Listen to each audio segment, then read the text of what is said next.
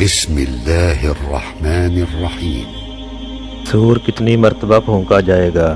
نئے آنے والے سامعین سے گزارش ہے کہ اس چینل کو سبسکرائب کر دیں اور بیل آئیکن کو دبا دیں۔ سوال: سور میں کتنی مرتبہ پھونک ماری جائے گی؟ جواب: بعض نے کہا کہ سور میں 3 مرتبہ پھونک ماری جائے گی۔ نمبر 1، پہلی مرتبہ جب پھونک ماری جائے گی تو لوگ گھبرا جائیں گے۔ نمبر 2، دوسری مرتبہ جب پھونک ماری جائے گی تو لوگ اچانک مر جائیں گے۔ نمبر 3، تیسری مرتبہ جب پھونک ماری جائے گی تو لوگ قبروں سے اٹھ کر اللہ کے دربار میں پیش ہو جائیں گے۔ پہلا نفخہ گھبراہٹ کے لیے، دوسرا موت کے لیے اور تیسرا اللہ کے دربار میں جانے کے لیے ہوگا۔ ساوی 3 صفحہ 92۔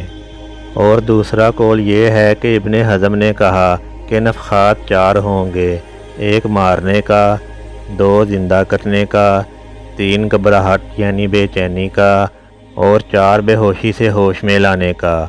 اس کو حضرت گنگواہی اور شیخ زکریا اور محدث دہلوی نے اختیار کیا ہے، مگر ابن حجر نے کہا ہے کہ اصل تو نفخے 2 ہی ہوں گے، مگر نفخہ اولا کا اثر یہ ہوگا کہ جو زندہ ہیں وہ مر جائیں گے اور مردوں کی روحوں پر غشی طاری ہو جائے گی، اور دوسرے نفخہ میں مردے زندہ ہو جائیں گے اور بے ہوش میں آ جائیں گے۔